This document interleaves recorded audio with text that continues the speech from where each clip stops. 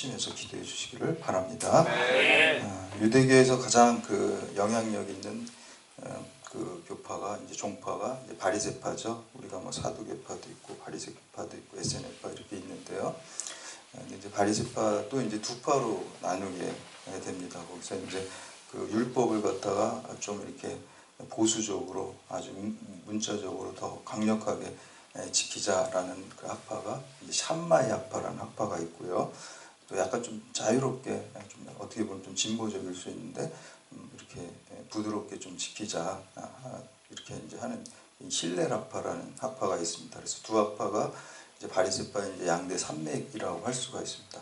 사람 이름이거든요. 그 학파가 결국엔. 그래서 이제 실레 학파의 그 창시자인 실레의 아들이 우리가 누가복음 2장에 보면은 예수님 그 아기를 아는 그 시므온이라는 사람이 있잖아요. 그 시므온의 아버지다 이런 전승이 있어요. 그리고 시므온의 아들이 가말리엘이다 이런 전승이 있습니다. 성경에 나오진 않지만 유대인들의 전승이 그렇게 되고 있어요. 근데 이제 가말리엘이 바로 이제 사도 바울의 이제 스승이죠. 당시 이제 율법학자로서 가장 존경받는 사람이었고 굉장히 합리적이고 공평한 사람이었어요. 그래서 우리가 성경에 보면 그 사도행전 5장에 보면 이제 베드로와 사도들이 사내들인 공회에 붙잡혀 갔을 때 거기에 변호하는 사람이 가말리엘이거든요. 저 사람들의 사상이 거짓된 거면 얼마 안 있다가 없어질 것이고 만약에 정말 하나님이 진리를 말하는 거면은 우리가 그걸 막을 수가 없다. 또 막게 되면 우리가 큰 죄를 짓는 것이다. 이렇게 이제 설득을 하잖아요. 그게 이제 가말리엘이라는 그 학자였습니다. 그래서 존경받고 또 굉장히 공평한 또 합리적인 그런 학자였어요. 그래서 사도 바울이 그런 스승에게서 이제 배운 사람으로서 요즘으로 치면 이제 학자가 되겠죠. 그러다 보니까 자기가 이제 학문적으로 배운 훈련들을 갖다가 기독교 복음을 전쟁하는데 다 사용을 했어요. 적용을 했어요. 특히 이제 신약 성경에 가장 많은 27권 중에 13권의 편지를 썼고요. 그리고 우리가 함께 지금 나누고 있는 이 에베소서 같은 경우도 굉장히 체계적으로 조직적으로 기록된 것을 볼 수가 있어요. 그 중에 하나가 이론과 실천이 이론과 실제가 이렇게 균형을 이루는 것을 볼 수가 있어요. 그래서 에베소서도 전체가 6장인데 전반부 1장에서 3장까지는 좀 이론적인 것, 또 교리적인 것 이런 것을 이제 쓰고 있고요. 그리고 후반부 우리가 함께 오늘 읽은 4장은 이제 후반부에 해당되는데요. 4장부터 6장까지는 좀 기독교 윤리적인 것, 또 실천적인 것들을 말씀하고 있습니다. 그래서 이런 오늘 말씀 통해서 특별히 이제 오늘 말씀에는 우리가 실천적으로 우리의 과거에 죄악된 옛사람을 벗고 예수 안에서 예수 생명으로 새 사람을 입으라라는 그 말씀을 하고 있습니다. 그래서 이 말씀을 통해서 우리가 믿음을 새롭게 결단하고 또 실천하는 여러분들 다 되시기를 주님의 이름으로 축복합니다. 첫 번째는 옛사람은 생명에서 떠나 하나님 없는 삶을 사는 사람입니다. 우리가 예수님 모를 때 과거의 옛사람이 어땠는지를 먼저 사도 바울이 말씀하고 있습니다. 본질은요, 하나님을 떠나 하나님 없이 생명이 없이 사는 게 옛사람의 특징이에요. 믿지 않는 사람들이 기독교인들을 비판하는 것들을 이렇게 가만히 이렇게 들어보면은 저는 이제 크게 두 가지라고 생각을 합니다. 첫 번째는 기독교인들이 하나 되지 못하는 거. 지네끼리 뭐 막 교회에서 싸우고 이러면은 교회 은혜가 안 되고 덕이 안 되죠. 그렇죠? 교회에서 싸우면은 다 안 믿는 사람들도 손가락질해. 아유, 저 예수 믿는 사람들 뭐 자기네 뭐 하나님의 자녀라 그러고 뭐 형제 자매라 그러면서 그냥 맨날 저렇게 싸운다고. 덕이 안 되죠. 비판하는 거예요. 두 번째는 이제 위선입니다. 위선. 말은 사랑 하면서 실제 삶에 보면은 사랑이 없고 그래서 그 믿지 않는 사람들이 기독교인 욕할 때 뭐라고요? 예수 믿는 사람들이 더하다, 더 나쁘다 이렇게까지 얘기를 하잖아요. 그렇죠? 근데 제가 볼 땐 더 나쁘진 않은 것 같아요. 조금 나은 것 같아요. 그래도 그나마 양심이 조금 있잖아요. 그래도 근데 더 나쁘게 느껴지는 거야. 체감. 왜 그렇죠? 말로는 사랑을 하는데 사랑 안 하니까 이제 더 나쁘게 느껴져요. 아예 그냥 믿지 않는 사람들은 사랑도 얘기 안 하니까 사랑 얘기 안 하고 안 하면은 별로 와닿지가 않아. 그래 원래 그러니까 이렇게 받아들이는데 기대가 높아지거든요. 사실은 은근히 자꾸 사랑 얘기하고 용서 얘기하고 뭐 양보 얘기하고 희생 얘기하고 이렇게 이제 맨날 얘기를 하는데 그런 게 없으면 더 나쁘게 이제 느껴지는 겁니다. 근데 더 나쁘진 않아요.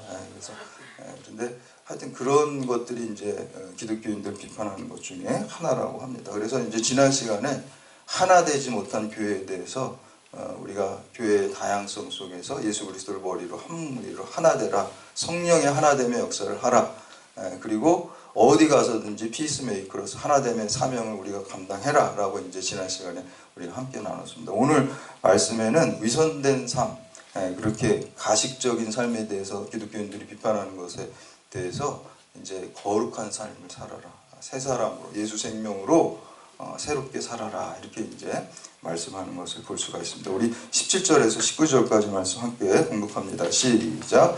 그러므로 내가 이것을 말하며 주 안에서 증언하노니 이제부터 너희는 이방인이 그 마음에 허망한 것으로 행함같이 행하지 말라.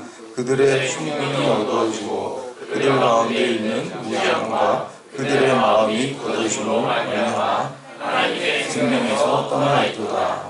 그들이 감각 없는 자가 되어 자신을 방탕하게 방해하여 모든 더러운 것을 욕심으로 행하되. 아멘.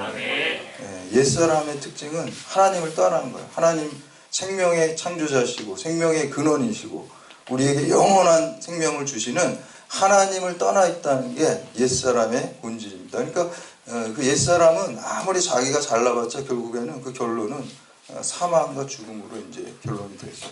그 이제 구체적인 특징을 오늘 말씀에 함께 읽은 말씀에 보니까 한 3가지 정도 얘기를 하고 있어요. 첫째는 그 옛사람은 허망하게 생각하고 허망하게 행동한다라고 이렇게 볼 수가 있습니다. 그래서 여기 이제 오늘 말씀해 보면은 허망한 마음을 갖는다는 게 이제 누수라는 게 정신, 이성, 생각이 허망하다. 허망하다는 게 뭐죠? 뭐 해도 뭐 별로 결과가 없고 그냥 아무것도 없다는 게 이제 우리가 허무하다는 거죠. 예수 믿지 않는 사람, 하나님을 떠난 사람, 생명을 떠난 사람은 그 사람이 아무리 똑똑하고 아무리 돈이 많고 아무리 권력이 많고 아무리 대단한 업적을 이룬 것 같지만 하나님을 떠난 사람은, 생명을 떠난 사람은 그 모든 것이 다 허망하다 그래요. 그 사르트르라는 그 프랑스의 유명한 철학자가 있어요. 프랑스 사람들이 굉장히 자부하고 존경하고 그런 철학자였어요. 그래서 뭐 그 사람은 뭐 이렇게 뭐 그 나중에 무신론자인데 뭐 실존이 본질에 앞선다. 좀 어려운 말 같은데 가만히 들어보면 또 어려운 말은 아니에요. 왜냐하면은 우리가 모든 것은 이 실존과 본질의 결합이라고 할 수가 있어요. 마이크 같은 경우도 마이크가 있는 거잖아요. 그렇죠? 있다라는 게 실존이고 마이크라는 게 무엇이라는 게 그게 이제 목적이죠. 마이크 이렇게 소리를 크게 하는 그게 이제 그게 본질이라는 거예요. 본질, 이 목적. 그래서 이제 모든 것은 다 본질이 먼저 있고 그 다음에 실존이 나중에 있다라는 거예요. 그게 무슨 말이냐면 마이크 만드는 사람이 자기가 돈 벌려고 생각을 할 거 아니에요. 소리를 크게 하는 걸 만들어야겠다. 그게 본질이죠. 무엇이죠. 그런 다음에 이게 만들어진 거죠. 있게 된 거죠. 실존하게 돼. 실존이 나중에 있는 거죠. 근데 인간은 거꾸로 되는 거예요. 인간은 어떤 목적을 가지고 태어난 게 아니라 그냥 남녀가 만나서 그냥 어떤 관계를 통해서 그냥 뭐 정자와 난자가 우연히 만나서 이렇게 내던져졌다는 거. 아무 목적 없이. 그래서 있음이 먼저 있고 그 다음에 내가 어떻게 살아야 될지 목적을 찾아간다는 거예요. 그러니까 그냥 던져졌다는 거예요. 그러다 보니까 허무하고 유명한 책이 이제 구토라는 책이거든요. 그런 인생의 구토를 느낀다 이렇게 얘기를 하고 있습니다. 근데 이제 이 사람이 이렇게 자유를 부르짖고 뭐 죽음으로부터 자유도 하고 뭐 했는데 나중에 죽을 때 보니까 파리의 병원에서 이제 폐암이 걸려서 죽게 됐어요. 그리고 뭐 담배 없는 인생은 무의미하다 또 이렇게 또 얘기하면서 막 담배 이렇게 하면 담배 피면서 멋있게 사진도 찍고 그랬는데 폐암 걸려서 죽었거든요. 그런데 이 사람이 죽으면서 너무 공포 속에서 떨어가지고 그냥 막 추한 모습을 다 보여주고 막 간호사한테도 막 그런 거 집어 던지고 막 아주 그냥 지성인답지 못하고 아주 존경받는 사람답지 못하게 추한 모습으로 공포 속에서 죽어갔어요. 프랑스 언론이 난리가 났어요. 아 이렇게 뭐 죽음으로부터 자유도 말하고 뭐 이랬던 아주 지성인이 저렇게 추한 모습으로 왜 저렇게 죽었을까? 근데 어떤 사람이 기자가 칼럼을 써요. 사르트르는 돌아갈 고향이 없기 때문에 저렇게 죽었다라는 거예요. 우리 믿음의 사람들은 돌아갈 고향이 있잖아요.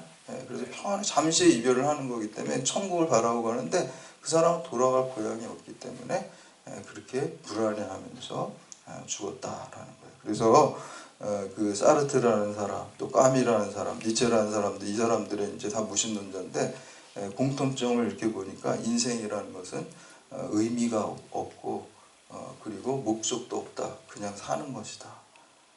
들으면 또 그렇게 멋있어 보여요. 근데 허망한 거죠. 그게 그 생각이 하나님을 떠나고 생명을 떠나. 까미도 자기가 교통사고로 죽으면 제일 불행하다는데 본인이 교통사고로 죽었어요. 니체 같은 경우는 45살에 정신병에 걸려서 정신병원에서 자기가 가장 싫어해 어머니를 별로 안 좋아했는데 어머니가 목사님 따님이고 목사님 부인이고 사모님이고 그랬는데 10년 동안 그 어머니가 이제 돌봐서 정신병에 있다가 죽었어요. 그러니까 그분들의 삶이 그렇게 대단해 보이고 석학처럼 보이지만 매력은 있지만 그게 허망하다는 거예요. 왜 그렇죠? 하나님을 떠나 있기 때문에, 생명을 떠나 있기 때문에 그것이 다 허망하다. 오늘 게 옛사람입니다. 그리고 오늘 말씀이 그 옛사람을 하죠. 그 다음에 두 번째는 깨닫지 못하고 듣기도 거부하니 알 수도 없다 그랬어요. 우리 18절 말씀에 보면은 그들의 총명이 어두워지고 그들 가운데 있는 무지함과 그들의 마음이 굳어짐으로 말미암아 하나님의 생명에서 떠났다 그랬어요. 여러분 아까 그 철학자들 대단히 존경받는 사람들이죠. 근데 그분들이 우리 하나님이 보실 때는 총명이 어두운 사람들이에요. 우리 잠언에 보면은 여호와를 경외하는 것이 지식의 근본이라고, 또 미련한 자들은 지혜와 훈계를 멸시한다 그랬어요. 하나님을 떠난 사람들, 옛 사람들은요, 자기가 아무리 똑똑해 보이고 잘나 보이지만 그거 완전 착각입니다. 생명에서 떠난 사람은 허망한 사람이고 총명이 어두운 사람입니다. 그래서 세 번째로 이 사람들의 옛사람의 특징은 부끄러워할 줄도 모르고 방탕하고 악한 일을 욕심으로 행한다. 그래서 찔림이 없다는 거, 양심의 가책이 없이 방탕하게 산다. 두 번째, 세 사람은 예수가 진리 자체임을 배워서 심령이 새롭게 된 사람입니다. 우리 20절, 21절 말씀 함께 공독합니다. 20절, 20절 시작. 오직 너희는 그리스도를 그같이 배우지 아니하였느니라. 진리가 예수 안에 있는 것 같이 너희가 참으로 그에게서 듣고 또한 그 안에서 가르침을 받았으리라. 아멘. 바울은 이 에베소 교인들에게 너희가 배운 예수의 복음, 그리스도의 복음은 예수님 자체가 진리라는 거예요. 우리 요한복음에 보면 진리가 너희를 자유케 한다 그랬어요. 진리가 우리가 죄와 사망으로부터 자유롭게 하고 영원한 생명을 주실 줄 믿습니다. 주님만이, 예수님만이 진리가 되시고 우리를 자유롭게 하고 죄와 사망 권세에서 우리에게 참된 자유를 합니다. 그런데 오늘 말씀에 보면은 요 20절 말씀 세신이 보면 그리스도 모못에 그리스도에 대하여 그리스도에 관하여 배웠다라고 말하지 않고 그리스도에 대해서 배웠다. 그리스도를 배웠다라고 이렇게 나오고 그리스도에 관해서 배우는 거는 그냥 지식적인 알미겠죠. 그러나 그리스도를 배웠다는 거는 인격적인 배움이고 체험적인 배움입니다. 그래서 우리가 성경 말씀을 그냥 머리로만 아는 게 아니에요. 머리로 아는 것도 필요합니다. 그러나 머리로만 아는 것에 끝나는 것이 아니라 예수님의 그 삶을, 인격을 우리가 배워서 예수 생명으로 우리가 변화되어야 될 줄로 믿습니다. 예수의 영이 우리를 지배해야지 그것이 예수에 대해서 배운 것이다 라고 이렇게 말씀한 것입니다. 그래서 우리는 예수님에 관한 어떤 정보나 지식을만을 배운 것이 아니라 예수님의 삶이 우리 가운데 개입하고 예수의 영이, 성령이 우리 안에 거하심으로써 예수 생명으로 새롭게 거듭난 사람들입니다. 그래서 그것이 이제 새 사람이에요. 죄악된 나의 자아가 죽고 예수 생명으로 새로 거듭난 것, 그것이 예수를 배운 것입니다. 그리고 예수로 사는 것입니다. 그것이 새 사람의 특징입니다. 세 번째는 썩어져가는 옛사람을 벗어버리고 의와 진리와 거룩함으로 새 사람을 입으시기를 바랍니다. 그리고 창세기 2장에 보면은 너희가 선악을 알게 하는 열매를 먹지 말라. 먹는 날에는 정령 죽으리라 그랬어요. 근데 먹었는데 어떻게 됐나요? 안 죽었죠. 사람 이상하다. 근데 죽었어요. 죽음이 들어온 거예요. 살다가 나중에 죽게 된 거예요. 마치 이제 그 죄라는 독이 우리가 독화살 맞은 것처럼 탁 죄가 우리 화살이 돼서 우리 맞은 거예요. 그 죄로 인해. 그래서 이 독이 퍼지는 시간이 있겠죠.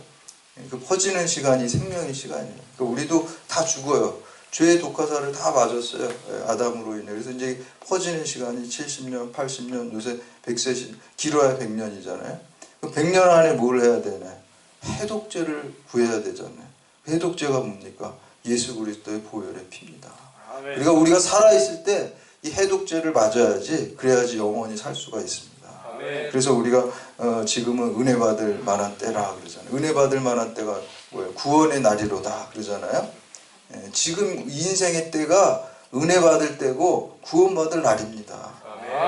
우리가 죽은 다음에 못해요. 우리가 살아있을 때 이 독이 다 퍼져가지고 내가 죽기 전에 예수 그리스도를 붙들고 예수 그리스도의 은혜를 받고 십자가의 은혜를 받고 구원을 받아야지 우리가 영원한 생명을 얻게 되는 줄 믿습니다. 그것이 새 사람을 입고 그리고 의와 진리의 거룩함을 입게 되는 것입니다. 그래서 하나님께서는 우리가 레위기에 보면 내가 거룩하니 너희도 거룩할지어다. 구별된다는 거예요. 거룩함. 세속적인 가치관을 따라가지 않고 하나님의 말씀의 가치관을 따라서 사는 것이 그게 거룩하게 사는 것입니다. 그래서 여러분들이 이렇게 예배 드리는 것도 거룩한 거죠. 시간과 장소를 구별해서 이 시간에 쉬어도 되는데 이렇게 나와서 구별해서 오신 거죠. 이게 거룩한 거예요. 근데 이 공예배는 근데 사실은 좁은 의미의 거룩함이에요. 넓은 의미의 거룩함은 이 문을 나가서면서부터 삶 전체가 거룩해야 돼요. 거룩하다는 게 뭐예요? 세상의 욕망을 따라가지 않고 죄악된 나의 옛사람을 따라 살지 않고 하나님의 말씀을 따라서 살아가는 게 거룩한 거예요. 그러니까 여러분 경찰서에서 직장 안에서 사회 안에서 가정 안에서 하나님의 말씀을 쫓아가고 예수님을 닮아서 살아가는 것 그것이 구별된 삶 거룩한 삶인 줄 믿습니다. 새 사람은 그런 사람입니다. 옛날에 내 죄악된 마음이 지배하는 게 아니라 성령이 내 마음을 지배하고 예수가 나를 지배해서 예수 생명으로 새 사람을 입어서 사는 것입니다. 그래서 여러분 이러한 삶을 살 때 참된 기쁨이 있고 또 영원한 생명이 있고 영원한 즐거움이 우리에게 있게 됩니다. 그래서 이 복음을 여러분들이 누리시고 여러분들만 누리시면 안 돼요. 전하셔야 돼요. 증인돼야 돼요. 증거해야 돼요. 이것을 모르는 어리석은 사람들, 죽어간 하나님의 생명에서 떠난 자들을 이 생명으로 초대하고 인도하는 사명을 잘 감당하시기를 주님의 이름으로 축원합니다.